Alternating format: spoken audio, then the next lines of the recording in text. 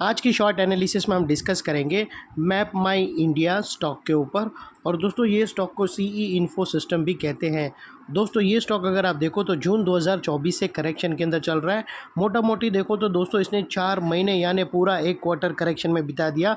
और करेक्शन में भी दोस्तों इसने दोनों तरह का करेक्शन दिया, प्राइस वाइज टाइम वाइज दोनों। पहले स्टॉक ने प्राइस वाइज करेक्शन दिया जहाँ पर ये स्टॉक काफ़ी हद तक डाउनसाइड करेक्ट हुआ। उसके बाद स्टॉक ने टाइम वाइज करेक्शन दिया जिसके अंदर स्टॉक ने एक साइडवे कंसोलिडेशन करी, एक रेंज बनाया और अल्टीमेटली उसको ब्रेकआउट किया है। और दोस्तों ये स्टॉक के अंदर मल्टीपल पॉजिटिव फैक्टर्स एक साथ ब्रेकआउट हुए हैं जिसके तहत ये स्टॉक करंट लेवल से अपसाइड में 10% रनअप के लिए रेडी है। लेकिन दोस्तों इसमें कोई भी हमारी बाय सेल होल्ड रिकमेंडेशन नहीं है, ये प्योरली एजुकेशन पर्पस से मैं अपना पॉइंट ऑफ व्यू आप लोगों के सामने शेयर कर रहा हूँ। कोई भी पोजीशन लेने से पहले अपने फाइनेंशियल एडवाइज़र को ज़रूर कंसल्ट कर लेना। फ्रेंड्स आप लोग देख सकते हो कि ये वो टॉप था जहाँ से करेक्शन स्टार्ट हुआ था और यहाँ से कुछ इस तरह से downward sloping parallel channel stock के अंदर बनी थी।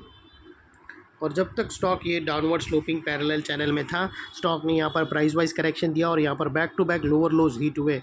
दोस्तों अगर आप देखो तो फर्स्ट लोअर लोज यहाँ पर हिट हुआ, सेकंड लोअर लोज यहाँ हिट हुआ, थर्ड लोअर लोज यहाँ पर हिट हुआ और फोर्थ लोअर लोज यहाँ हिट हुआ।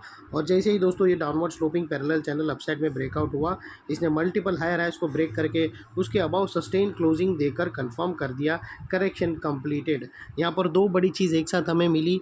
पहले तो उसने डाउनवर्ड स्लोपिंग पैरेलल चैनल को अपसाइड में ब्रेक किया जिसके वजह से जो straight downside price wise fall आ रहा था वो अल्टीमेटली रुक गया। और सेकेंडली इसके अंदर जो continue back to back lower lows hit होने की जो सीक्वेंस बनी हुई थी उसे तोड़कर उसके अगेंस्ट में फर्स्ट टाइम हायर हाइस क्लोजिंग दी, जो हमें कंफर्म करता है कि स्टॉक के अंदर बॉटम लग गई है, करेक्शन कंप्लीटेड और ट्रेंड इसका चेंज हो चुका है। करेक्शन का ट्रेंड बाई साइड की तरफ शिफ्ट हो चुका है। अनलेस एंड अनटिल यहाँ पर कोई नया लोअर लोज ना मिले या फिर पुराने लोअर लोज के नीचे क्लोजिंग ना मिले, तब तक हम यही मानकर चलेंगे कि यहाँ पर बॉटम लग गई है और करेक्शन कंप्लीटेड।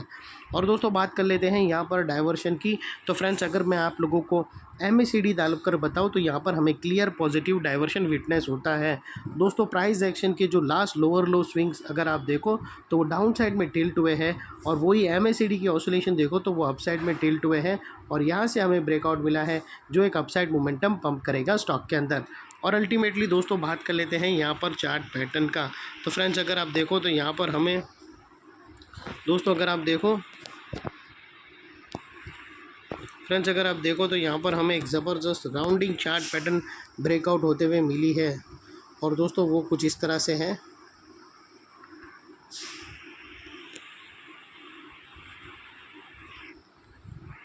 फ्रेंड्स आप लोग देख सकते हो कि ये राउंडिंग चार्ट पैटर्न थी और दोस्तों यहाँ की जो इसकी नेकलाइन निकल कर आती है वो एग्जैक्ट, और दोस्तों इसने जो क्लोजिंग दी है वो ब्रेकआउट के ऊपर नहीं दी है, एग्जैक्टली ब्रेकआउट के लाइन पर दी है, यानी एग्जैक्टली ब्रेकआउट का जो नेकलाइन है उसी के ऊपर ही हमें क्लोजिंग मिली है। तो दोस्तों आप लोगों को एक और दिन वेट करना पड़ेगा क्लोजिंग का। यहाँ पर डबल नेकलाइन नहीं है, सिंगल नेकलाइन ही है और स्टॉक ने नेकलाइन के ऊपर ही क्लोजिंग दिया है। तो हमें एक और क्लोजिंग चाहिए अबाउ नेकलाइन, यानी 2200 के ऊपर हमें क्लोजिंग चाहिए। फिर ये जैसे 2200 के ऊपर क्लोजिंग मिलेंगी फिर ये राउंडिंग चार्ट पैटर्न एक्टिव है, ट्रेड लेने के लिए फ्री है। और जो अपसाइड में दोस्तों तकरीबन 10% की रैली देगा और वो निकल कर आता है स्टॉक का टारगेट जिसके हिसाब से स्टॉक का टारगेट निकल कर आता है 2400 के पास, ये 10 साइड की।